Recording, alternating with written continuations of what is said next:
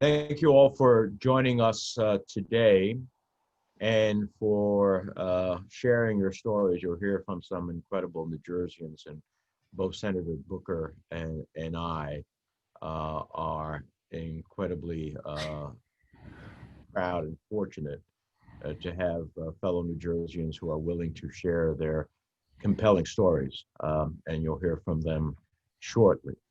We're holding this call because the next Supreme Court justice will likely determine the fate of the Affordable Care Act.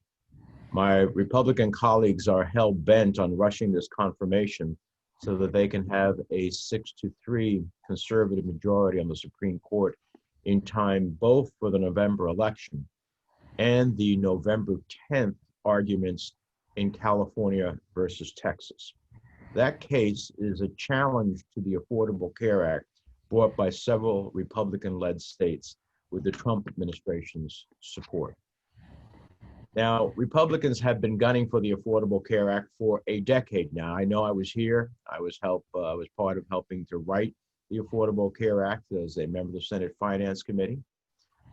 And for a decade, I have listened to them talking about repealing the Affordable Care Act and supposedly replacing it with something, although a decade later, we still have seen absolutely nothing for which they have to replace it.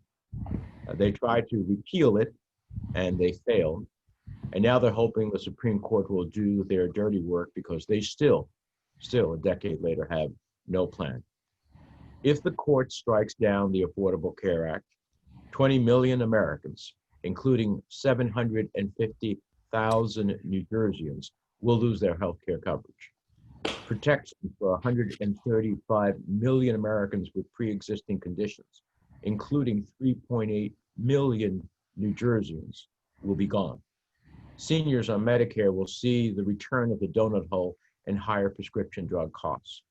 Women can once again be charged more than men for their health care. And young people will get kicked off access to their parents' coverage. Health insurance companies could once again pose annual and lifetime caps on care, which basically means that if you have a major illness and you have a lifetime cap, there's a ceiling on how much the insurance company would pay. And after that, you're one illness away from bankruptcy. We eliminated lifetime caps under the Affordable Care Act. And they would no longer be required to cover essential benefits like substance abuse treatment, prenatal and maternity care, prescription drugs, or offer preventative health screenings cost-free. So it's outrageous that the Trump administration is engaged in this crusade against the Affordable Care Act in the midst of a global pandemic. As COVID-19 cases nationwide surpass 8 million, every single person who was infected now potentially has a new pre-existing condition. So I'm sick and tired of hearing Republicans talking points about how the ACA isn't really in danger. That's a damn lie. President Trump has already undermined the law and sown confusion with a slew of backdoor attacks. The number of uninsured Americans was growing even before the coronavirus reached our shore. And millions more have lost their coverage as a result of the president's incompetent and failed management of the pandemic and its economic fallout. A Republican victory in California versus Texas would be the straw that breaks the camel's back. It would undermine the integrity of the entire law and lead to rising costs for everyone. Let's be clear. Republicans know the American people oppose their morally bankrupt agenda. That's why Mitch McConnell no longer cares about letting the American people have a voice in the future of the Supreme Court. That's why we, the people, must make our voices heard. And I want to thank each of these New Jerseyans on this call who you'll hear from shortly for speaking out and sharing your stories. It's never simple to share about your personal health challenges, but we admire them in doing so. Before we hear from them, my great distinguished colleague, a member of the Senate Judiciary Committee, a tremendous champion since he came to the Senate with me on the Affordable Care Act and creating quality, affordable health care for all people, Senator Cory Booker. To my senior senator, with gratitude always for his leadership, his commitment, his conviction to continue to do everything to fight for the well-being of New Jersey residents. This is a real powerful moment in American history. I just have joined my Judiciary Committee colleagues in not boycotting the committee markup, which is where they will vote Amy Coney Barrett out of committee to push it to the Senate floor for a final vote. We believe in one of those very important principles of non-cooperation with that which is wrong. We will not cooperate in them breaking Senate rules. We will not cooperate with them breaking historic tradition that in the last days of an election, you do not rush a Supreme Court justice aside. We will not cooperate with them violating the last wishes on her deathbed of Ruth Bader Ginsburg, who rightfully said for the legitimacy of the court, she believed that this nomination should wait until after the election, after the American people have spoken, that elected leaders should listen to the will of the people. And as Senator Menendez said, this is not an ordinary time. We are in the midst of a pandemic, the fourth largest mass casualty event in the history of our country, where millions of Americans are losing their jobs, losing their health insurance, and are recognizing the urgency in a pandemic of having access to care. We know what this Republican Party in the Congress has been trying to do. Dozens and dozens of times, a frontal attack trying to vote out the Affordable Care Act. And the last time they tried to do it in the Senate, we saw a number of Senate Republicans break with the party's will, break with this president and say, no, you cannot take away health care from millions of Americans with no plan whatsoever to replace it. And during that battle, we saw thousands of Americans, New Jerseyans up and down our state, having the courage to come forward and tell their personal stories, because this is not politics. It's not left versus right. Healthcare for Americans, the wealthiest nation in the world, having access to critical care. This is about what's right, what is morally right. The suffering of our fellow countrymen and women should not happen in a nation. People should not put aside prescription drugs because they can't afford it. People should not have pain or hurt in their body and put off seeing a doctor because they can't afford it. And so I stand with Senator Menendez in saying this end run that they're doing right now to put on a Supreme Court justice that has been openly hostile to the Affordable Care Act, as a case is coming to the Supreme Court that could violate our national will and upend the entire Affordable Care Act, putting millions of Americans out of insurance coverage. Hundreds and hundreds of thousands of New Jerseyans could say to people with pre-existing conditions, and remember, now if you've had COVID, that is a pre-existing condition, that such folks could be denied coverage again. That people who have been struggling with health issues their lives could be hitting that so-called lifetime cap of the past and not even be able to be insured anymore. These are the kind of horrors that should not exist in this day and age, and this is why we fight. And so I not only join with my judiciary colleagues today in saying we will boycott the hearing that's ongoing now, that we will not cooperate with this sham process, but even more so, I stand with Americans from all backgrounds, all ethnicities, all across the political spectrum, who do not want to lose their health and care, who do not believe that in a time of crisis, we should abandon those policies that help Americans have security, safety, and health. And so now I'm honored that we have a number of New Jerseyans who are humble heroes to me, who are willing to stand up and show vulnerability, to talk to their truth, to find really that common chord of empathy and decency within us all, to hopefully engage us all to act, to not just listen with our open hearts, but to act with a commitment that we cannot allow this to happen in our nation. Now, the first speaker lives near me in Newark, New Jersey, Stephanie Vicario. And I'm so honored because she is a 31-year-old pharmacy technician at an independent community pharmacy. She is there every day working to help people be better. She contracted COVID-19 in April and survived an extended hospital stay during which she was on a ventilator for over a month. Thank God for her health and for her making it through that dark shadow of the valley of death. Now, her hospital bill was in excess of $800,000 in claims. Her story is compelling, and I yield to her now to talk about her experiences. Thank you very much, Senator. Good morning, everyone. As he said, my name is Stephanie Vicario. I'm 31 years old and a pharmacy technician at an independent community pharmacy. I was admitted to the hospital on April 15th, and I was diagnosed with COVID-19 pneumonia. In less than 24 hours, the doctors determined that they were unable to maintain my oxygenation level, and I was intubated. I was intubated for 33 days in total, after which I was extubated and underwent a tracheostomy. During this time, I was on a ventilator for 37 days. I spent a total of 47 days in the hospital, followed by 18 days in an acute rehabilitation hospital. On June 19th, I was finally reunited with my husband, who also had been sick with COVID-19.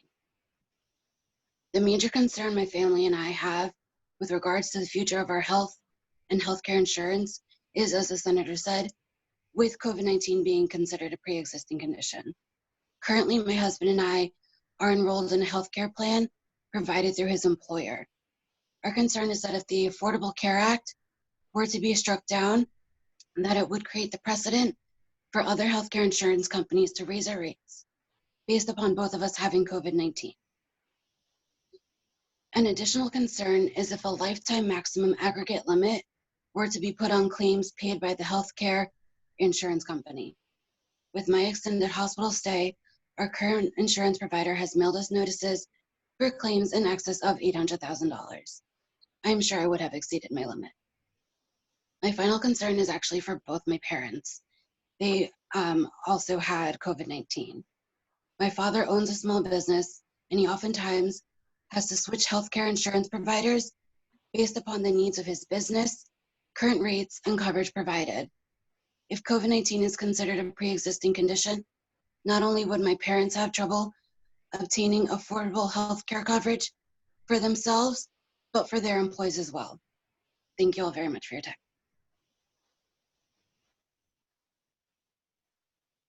Thank you, Stephanie, very much for sharing your story, and we're glad to see you're doing better. We're going to fight like hell to make sure that you don't have to worry about $300,000 or any other challenge like that. Our next guest is Daria Caldwell of Flemington. Daria lost her job during the pandemic, along with her health care benefits. She's depending on the Affordable Care Act marketplace to acquire affordable coverage, especially as she grapples with a cancer diagnosis. Daria, thank you for being here today and sharing your story. If you would just unmute yourself. There we go. Thank you so much, Senator Menendez. I appreciate it. Yes, I have worked for nonprofit organizations for over 25 years, trying to make life better for those less fortunate than myself.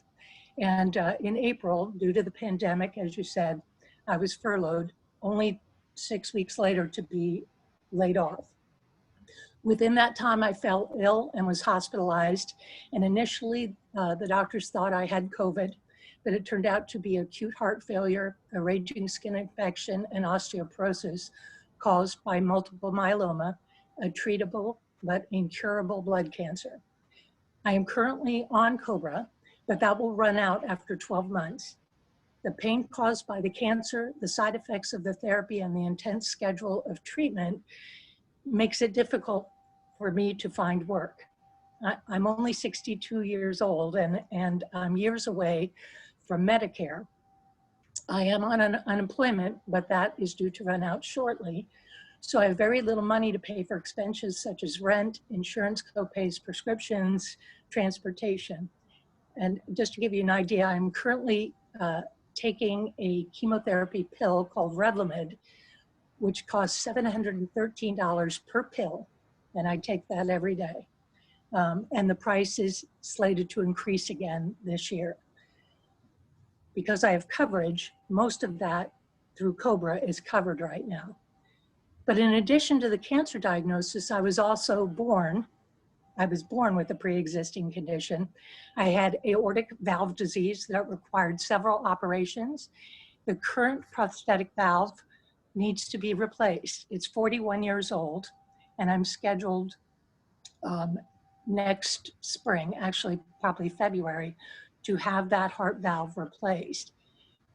It requires preoperative testing. Hospitals say it's extremely expensive, and in order to get the correct care for my particular condition, I have to go out of state to the Cleveland Clinic. Although my local oncologist and cardiologist treating me in New Jersey, the multiple myeloma specialist is located out of state as well. The ACA allows me the personal choice to find treatment outside my home state. That is what is best for me. Medicaid does not allow that, and because of the restrictive low income situation, I'm currently not eligible for that plan. There's a 16-month gap between the end of my COBRA insurance and Medicare. And without the ACA to use as gap insurance in between, I will have no medical or prescription coverage for nearly a year and a half before I can get Medicare. Even if some company does offer to insure me with pre-existing conditions, I am quite sure it would be cost prohibitive and I will be subject to lifetime caps. Without insurance, my cancer treatment would cost out of pocket nearly $58,000 per month and does not include any additional life extending procedures such as stem cell transplant, which averages approximately $150,000 without the hospital stay. Does not include bone marrow biopsies, x-rays, blood work, all of that. If I have the good fortune to live 10 years, which is possible, if I had to pay out of pocket, it would come to around $7 million in medical costs. And because there is currently not a cure, treatment is ongoing throughout the lifespan. If I had the good fortune of living that long as many do, the costs would be astronomical, and even if they were covered or not subject to lifetime caps. This perfect storm of circumstances and the threat of losing the protections of the Affordable Care Act would be beyond devastating. Dissolving the ACA would cost me my life. That sounds dramatic because it is. I don't want to die, but I feel like a price tag has been put on my head. And the constant threat of will I or won't I have insurance is beyond anything I thought I would ever have to endure as an American citizen. Fighting cancer requires not only intense medical treatment, it requires hope. If the Affordable Care Act is abolished by the Supreme Court, I have no path to recovery ahead of me. My hope is gone, and that is nearly as devastating to me as the diagnosis itself. I thank you so much for listening to my story, and I will do anything to make sure that not just for me, but for all of us, all the millions of people that are affected by this possibility, don't lose their lives. Thank you. Thank you so much. Your story, Daria, has so many dimensions to it of why the Affordable Care Act is so important. Coverage, lifetime caps, ability to go out of state, choose your own provider. And we are not going to let you not have hope. No matter what the Supreme Court does, we will act legislatively. I hope the Supreme Court doesn't strike down the law. Senator Menendez, can I just add, because I have some doctors in my family, and we've had many conversations about what it does to live in a constant state of anxiety and fear, and how that complicates your physical medical conditions. And to have millions of Americans living in constant fear the cortisol levels in your body, all of these things that are happening. It's just wrong that we should create that kind of anxiety for Americans. So Daria, thank you. That was so moving. And as Senator Menendez said, it touches on so many policy issues, but it also touches on issues of the spirit and issues of the heart that we should not be seeing with Americans, should just not be seen. Thank you. Absolutely. And I'm very familiar with Revlimid. It was a subject, a significant subject of my last election. So I understand what you're facing and the costs. Right. All right, let me turn to Scott Chesney of Verona, who was paralyzed from the waist down at age 15. The costs of his treatment and care are exorbitant. Without the Affordable Care Act, he would likely face lifetime and annual caps. And Scott also advocates for others with the Christopher and Dana Reeve Foundation. So thank you, Scott, for sharing your story. Thank you, Senator Menendez, and thank you, Senator Booker. I speak for a living, and I speak from my heart. And listening to my extended brothers and sisters here on this panel brings me to a state of emotion because it was this week, and thanks to being invited to be a part of this panel, I dug deep, and I moved to that place, and Senator Booker was talking about a little bit of fear.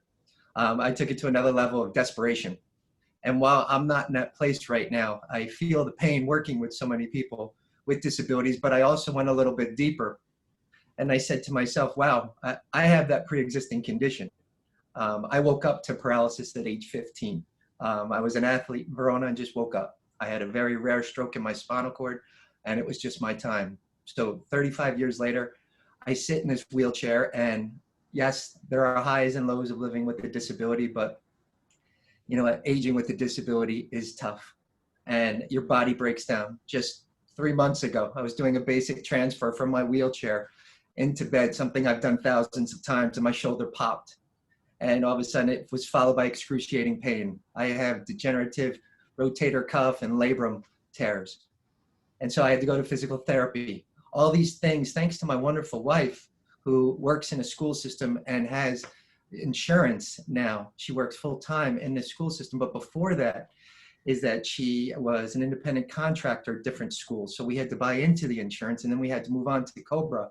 And we would always examine, because it just, again, living with a disability knows no barriers. I know a lot of people who are watching this right now and say, wow, he sits in that wheelchair. He can't walk. And I wish that was as easy as saying that. But folks, every single day, and I know there are no two disabilities alike, there are no two MRIs alike. Every single day, I have to catheterize myself up to 6 times a day just to urinate, because my body doesn't respond to doing it anymore because of paralysis.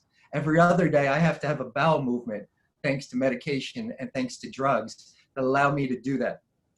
I sit here in this wheelchair, but I know as I age, and I'm hoping one day to walk away from this wheelchair, but as I age, I know there could be a day where I'm looking at this manual chair becoming a power chair, which is far more expensive. Folks, I don't do these things. I don't catheterize every day. Is that if I can't afford it, I don't live. If I can't have that bowel movement every other day, I don't live. For me, being able to get in this wheelchair and move freely about this wonderful country that we live in, that's peace of mind. That's giving me some type of purpose in life, which this wonderful world, this country has given me the opportunity to do. I don't have that wheelchair. I'm not doing this. I'm not doing this. So I moved to a place of desperation, and I'm so thankful that I did, because while I'm not there myself now, I know my extended brothers and sisters with disabilities who don't know how they're going to pay for the next medical treatment, who are sitting at home right now in excruciating pain because they may not know in the future what the future has in store for them. But I really wish that everyone understood that nobody, from the moment they're born to the moment they die, can say to themselves, I am not going to have a disability. I wish that was the case, but it's not the case. And as we live longer as human beings, is that the degree of separation between us and someone, maybe a loved one, maybe a friend, maybe a colleague living with a disability, is getting smaller and smaller. This is not a segment of the population we can ignore. It can't be at that point where something happens to your family where you take notice. We take notice now because these are our extended brothers and sisters who we need to care for. We can't allow this to happen because we have to go on. We're all connected. We're all connected, and we need healthcare. Thank you. Thank you, Scott. Thank you for a very compelling story and your advocacy of everybody in the disability community. And we're moved by your story. And thanks so much for sharing it with us. Let me turn to Angie Tyson Dixon, who lives in Camden. She has epilepsy and gets her insurance to the Affordable Care Act exchange. Angie, what does the ACA mean to you and your family, and what would happen if it's taken away?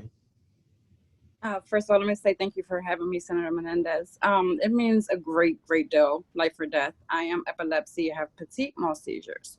I take up to 3 pills a day, Tegretol. My medication costs $450 just for 90 pills if I did not have this insurance. So without that, I can have up to 15 seizures a day. You know, speaking on that, my children's father, he also has the insurance. So he's on dialysis. His kidneys is failing. Without that, he will no longer be on the donors list. If he passes and I pass, who will my children have? You know, like Scott said, unfortunately, my mother passed last year on Mother's Day due to obstruction, you know, because she didn't have insurance. Just, but it was a little too late, you know. So if we don't have this insurance, people will die. So we do need Affordable Care Act. Thank you. Thank you, Angela, very much for sharing that story. And this is another example why it's critical, not just for our individual citizens who are talking today, but their extended families as well, why it makes such a compelling case. Next is Morgan Thompson from Roselle. Morgan helps people recover from substance abuse at Prevention Links in Elizabeth, a center I visited in 2018 to announce more federal funding to combat New Jersey's opioid epidemic, something that Senator Booker was a champion with me on. Morgan is also in recovery and can speak to what's at stake for people struggling with mental health care, addiction, and other related issues. Morgan? Thank you so much, Senator Menendez and Senator Booker, for having me and for your advocacy on this issue. Again, my name is Morgan Thompson. I'm a person in recovery from a substance use disorder. I'm one of the lucky ones.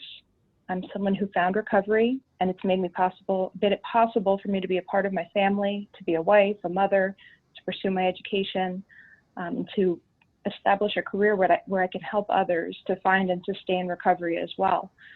But it's not a matter of luck. It really isn't. It's a matter of the fact that I had treatment and resources available to me that enabled my recovery to be possible. Without those life-saving supports and services, I more likely than not would have been one of the 70,000 Americans whose life is lost to overdose each year. I want to share about the fact that in my early recovery, I faced a possible loss of insurance coverage as a young person that would have cut me off from the life-saving supports that were keeping me stable in my recovery. But because of the Affordable Care Act and its dependent coverage requirements, I was able to remain on my parents' insurance with no interruption until the age of 26, when I was out of school and had a career and was able to obtain insurance on my own. Our young people, like myself at the time, 18 to 25-year-olds, are disproportionately impacted by the addiction crisis and by behavioral health conditions in general. And the dependent coverage requirement of the ACA makes treatment possible for many of them. It makes recovery possible for many of them. More broadly, as a professional working in the behavioral health field, I've witnessed firsthand the impact of Medicaid expansion here in the state of New Jersey. What that looks like for people with substance use disorders, well, when someone reaches a point where they're willing to seek help and access services for their addiction, it's a very small window of opportunity that opens, and it usually closes very quickly. Prior to Medicaid expansion, people seeking treatment for substance use who didn't have private insurance faced wait times of days, but typically weeks before a treatment bed would become available. And in those days and weeks without support, people would continue to use because they didn't have the support they needed. And oftentimes they would either, more often than not really, they would lose the motivation to seek help. That window of opportunity would close. And in some cases, they would overdose and die while waiting on a treatment wait list. And this was a tragically common story prior to the Medicaid expansion. It still happens, but it's a lot less than it was before, but it would certainly be, you know, the status quo again if the ACA were to be repealed. Medicaid expansion has also increased access to long-term recovery support services for people with behavioral health conditions. We know that when someone, in the rare case that someone does receive treatment, they're not cured. They need ongoing support, and Medicaid expansion has made that so much more possible than it was previously. And just to kind of wrap up, you know, the opioid epidemic isn't over. We're in the midst of the COVID-19 pandemic, and the two are colliding in a really dramatic way. We're seeing increases in substance use, increases in overdose deaths and suicides since the pandemic started, and this is just the beginning. The psychological effects of this pandemic will continue to fuel the addiction crisis for months and years to come. So I think it's really important to understand that for millions of Americans to lose their health insurance under these circumstances is simply irresponsible. So it is my hope that that won't happen. Thank you so much. Thank you, Morgan. Thank you very much. And for not only the challenge that you seem to be facing very successfully, but helping others as well in doing so. So thank you for sharing that story. Our next guest is Anjuli Mehrotra, who is the president of Now New Jersey and a leading women's rights advocate. She has her own personal story with how the ACA has helped her and her family. Anjuli? Thank you, Senator Menendez and Senator Booker, for this opportunity to share our stories.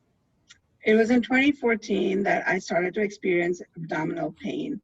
At first, my doctor and I both thought it was just menstrual cramps. But as the year went on, the pain became debilitating. It interfered with all my daily activities. I was eventually diagnosed with severe or stage 4 endometriosis. There is no cure for it. There are 3 options for somebody diagnosed with it: to live with it and manage pain through painkillers, to have invasive surgery to remove the uterus and surrounding tissue, or to manage the symptoms through hormone regulation. Managing the symptoms and pain is done through the use of what is commonly known as birth control pills.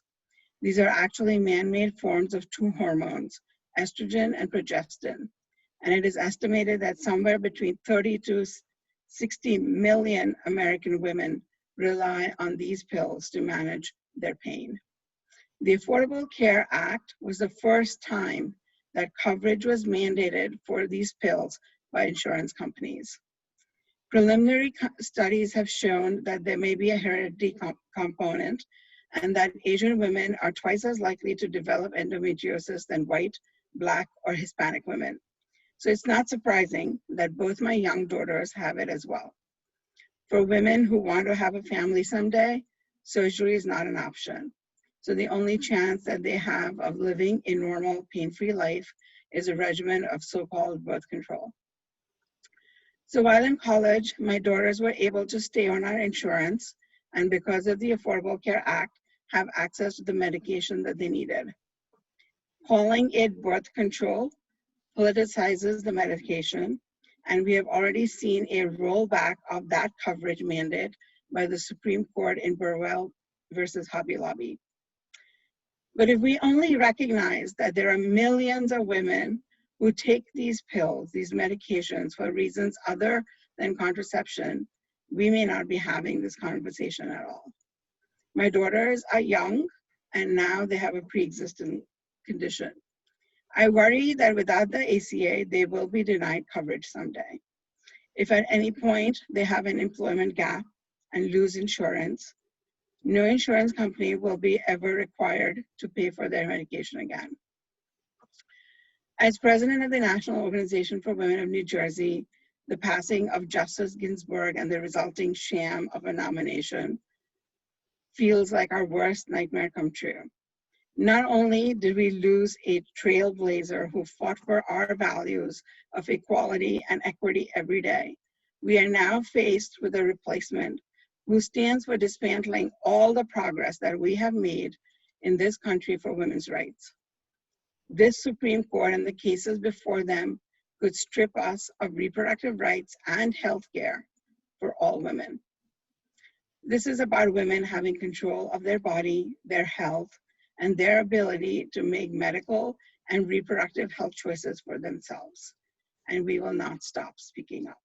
So thank you again.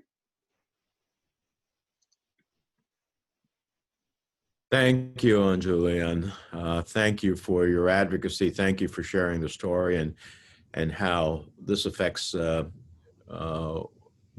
in a way beyond the common arguments that are made on the question of contraception, that there are other medical purposes, and certainly how it extends to our children, in your case, their daughters. So thank you very much for sharing it with us. Cory, you want to introduce our next guest?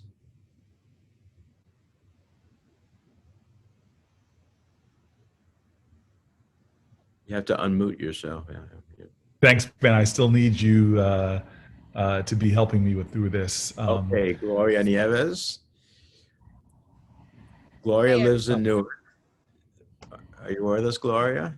Yes. Another person that lives close to me, and Gloria, I'm grateful for you being on and just looking forward to hearing your words. She works part-time and doesn't get health insurance through her employer. She also has some pre-existing conditions. So it's good to see you, Gloria, and Cory and I both thank you for sharing your story with us. Hi, everyone. Thank you for having me. I'm a 49-year-old young woman who is a type 2 diabetic, but with the pre-existing condition of asthma. And this little thing here, I have to walk around with for the rest of my life, averages out to $74 a month. Without this, I can have an asthma attack and not be here any longer with you fine people. And this one right here is for my diabetes, twice a day. And this averages out to $199 a month for 60 tablets.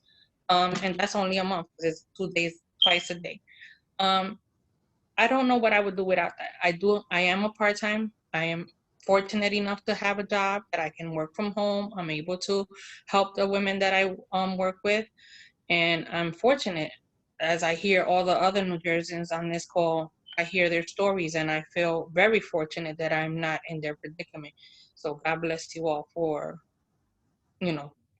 trooping it out. But, it worries me. It worries me if we don't have the Affordable Care Act, what will we do? I work as a community doula in the Sister to Sister Community Doula Program of Essex. And I hear a lot of my women, the women that I help and I assist and that my colleagues assist, I hear them, their bills. Without the Affordable Care Act, they wouldn't be able to afford prenatal and labor costs. That's worrisome. That's worrisome because if the woman can't get prenatal care, we're back to square one. It just ties all together. Without the Affordable Care Act, we would be lost.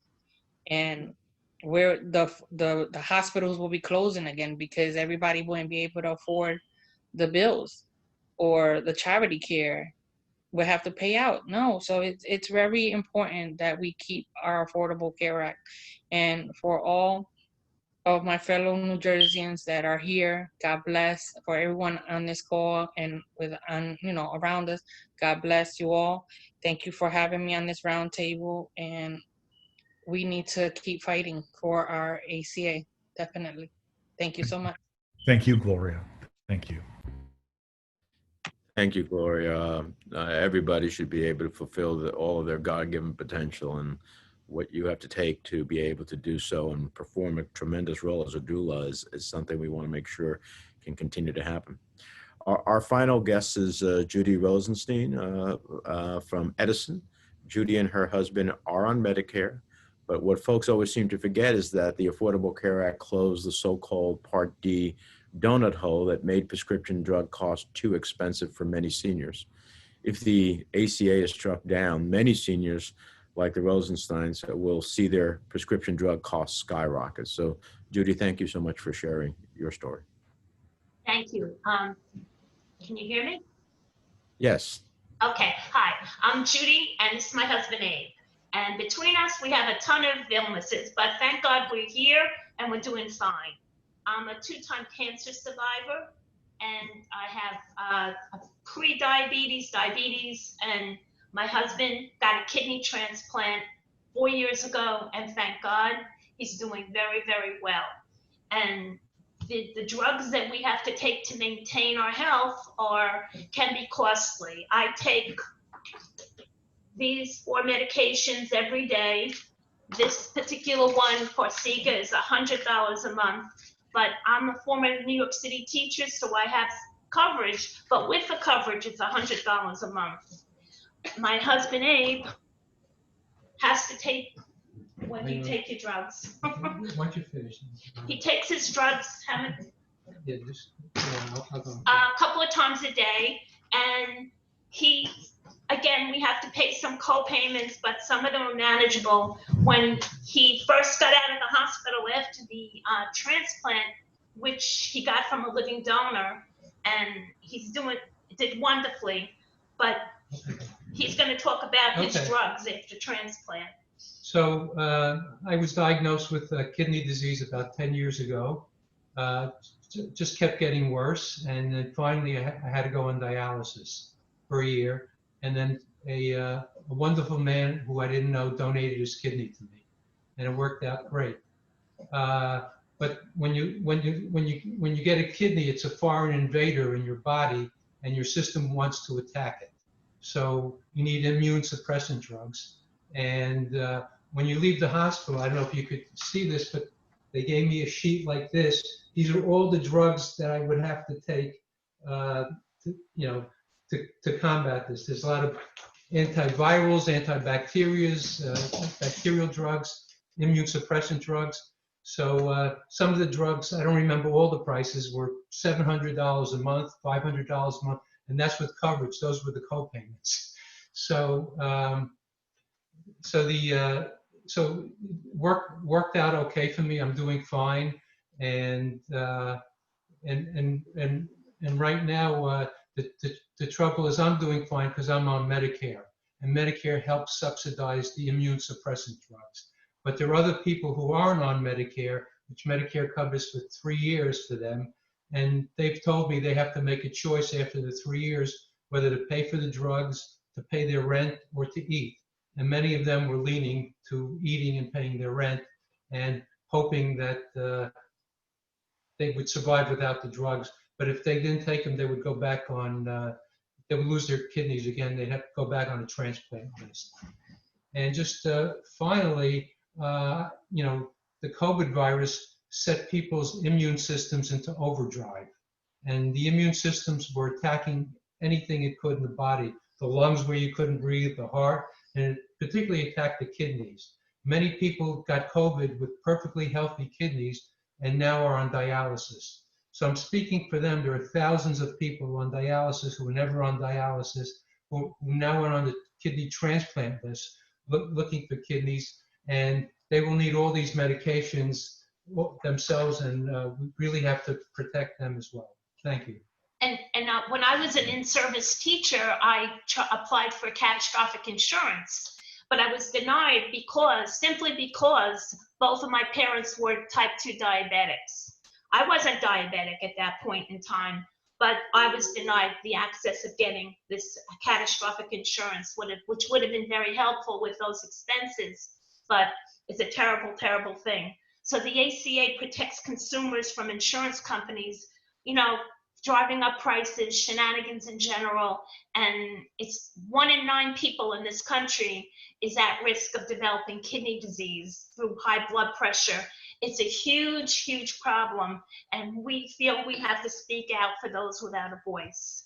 And thank you so much. Thank both of you senators for what you do for our state.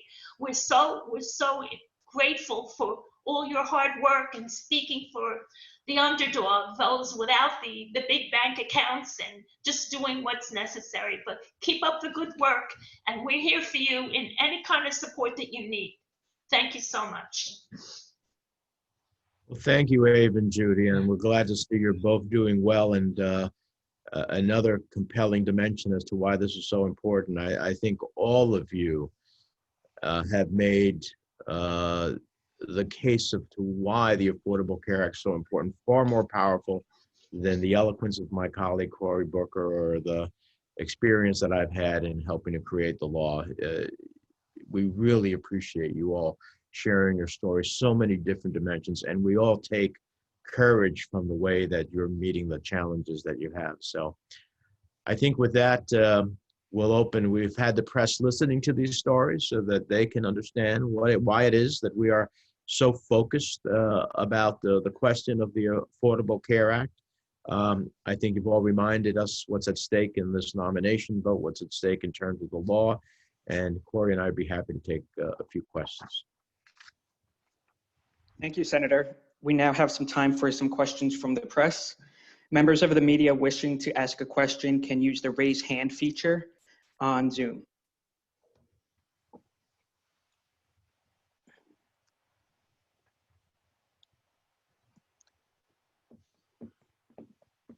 Okay, we have a question from Julie O'Connor from the Star Ledger. Julie, you are now unmuted. Hi, can you hear me now? Yes. Okay, great. What would you say to some of the Republicans running for Congress in New Jersey who are saying that they would protect people with pre-existing conditions? Do you find that believable? Well, we have already protected people with pre-existing conditions by virtue of the law, something for which there was no protection before the law. So I would say to them, why are you supporting the president and the Republican efforts to strike down the law that is already protecting people? And in addition to that, doing all the things that we just heard from all of our fellow New Jerseyans. I feel that that is a fig leaf for them in terms of trying to cover with the consequences of the law being struck down. You know, for a long time, they enjoyed the politics of trying to say, oh, this is a terrible law, we can do better, we would replace it better. Well, a decade later, they have not shown what they could or would do. And so now they have been unmasked for what it is, which is a truly just pure, naked partisan attempt to strike down a law that ultimately gave millions health insurance, millions more pre-existing coverage that did not, pre-existing conditions, protections that didn't exist before, and all the things that we've heard, Medicaid expansion, greater affordability of drug prices. I find that it's pre-existing condition protection is one thing. This law is about that and so much more. And Cory, I don't know if you want to join in that. No, you said it well, Bob. Our next question comes from Michael Diamond from Gannett. Michael, you are now unmuted.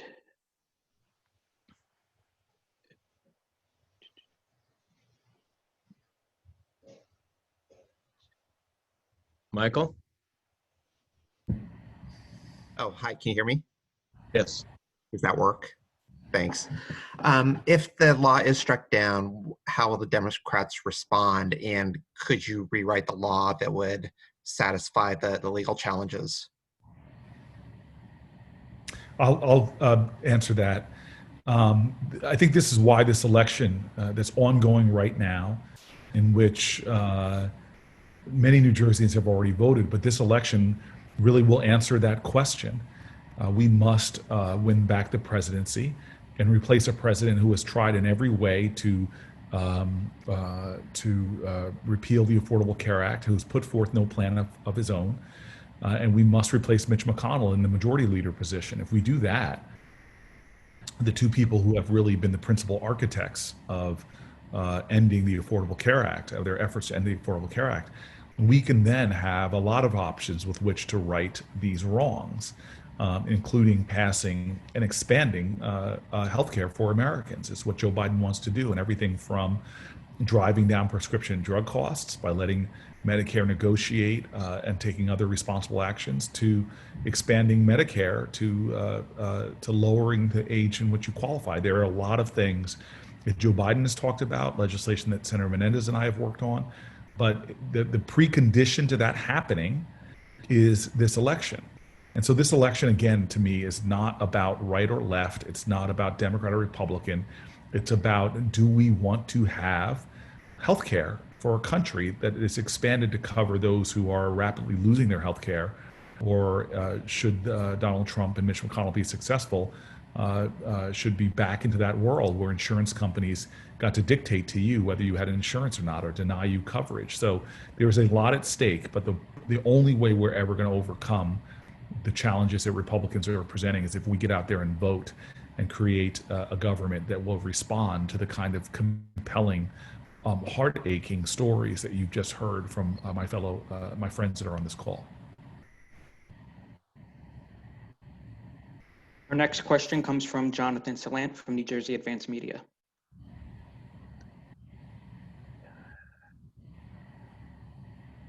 Thank you for doing the call.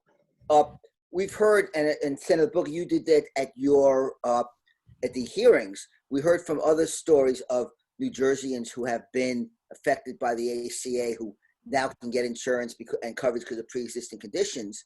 And now we have another set of stories, but it seems to do nothing in the Senate. What's the idea? What's the benefit of having a call like this? And do you think this at least will put pressure on voters, or get voters to come out even more to support, lawmakers who want to keep the ACA? I'll go quickly, and then let Bob, if he wants to add as well. But when injustice is being done, you cannot be silent. You cannot be silent.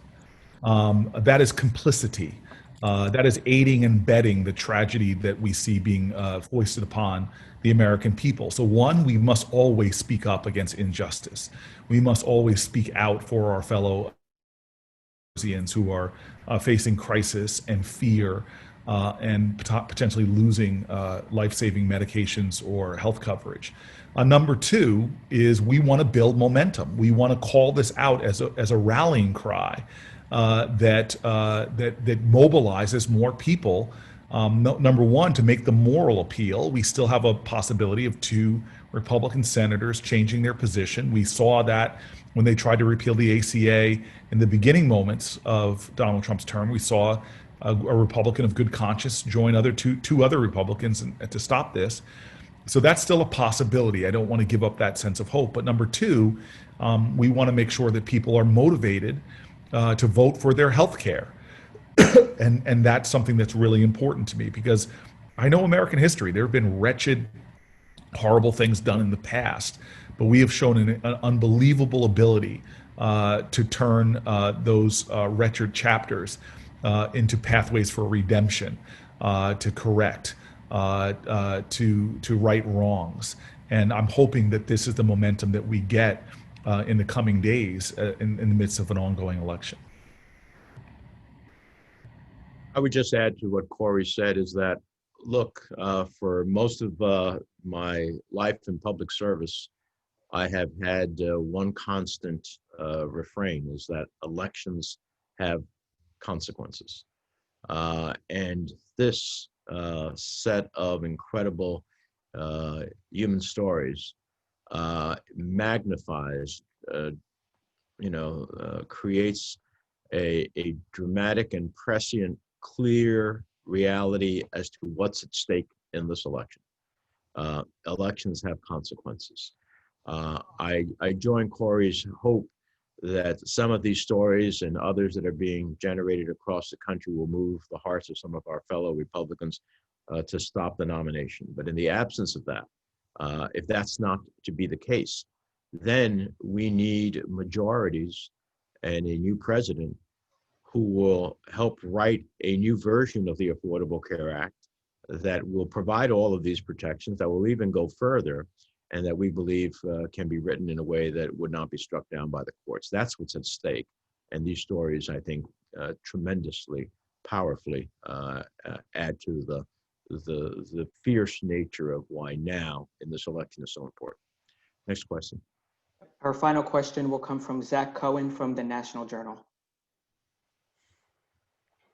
Hi, thanks for doing this call. I really appreciate it. I wonder, after this morning's hearing where Republicans advanced Judge Barrett's nomination without Democrats present, whether either you two or any other Senate Democrats plan to raise a point of order on the Senate floor objecting to that advancement in contrast to committee rules. Bob, let me just, if I may.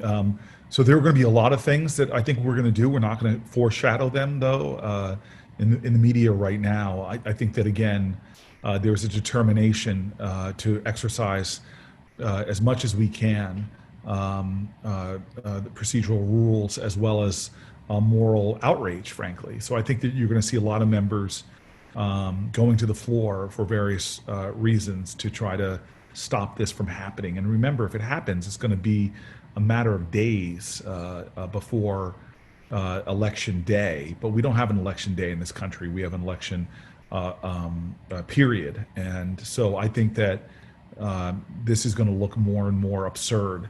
And I think there'll be a lot of things that we do to call out that absurdity. Again, as I said earlier, we will not sit silent as what we think is and believe, as many Americans do, one of the darker moments in the modern history of the United States Senate. With that, on behalf of Cory and I, let me thank all our fellow New Jerseyans for sharing their incredibly compelling stories. And I think we're deeply moved.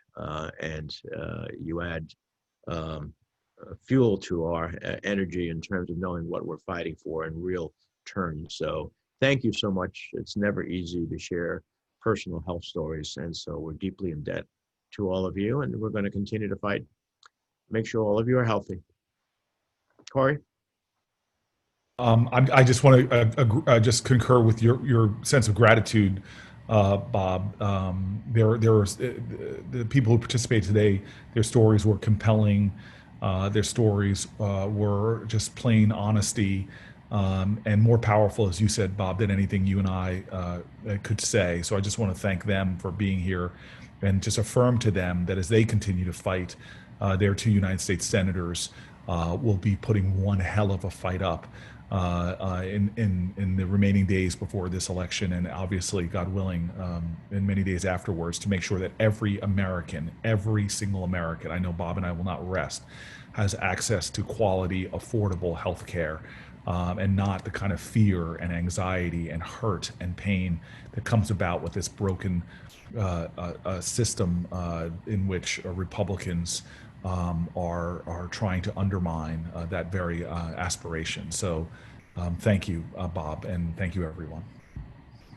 Thank you, everyone. Stay safe, stay healthy. Thank you. Thank you. Thank you. Thank you. Thanks, everybody. Bye-bye now. Scott, shave your head, man. Thank you. You guys.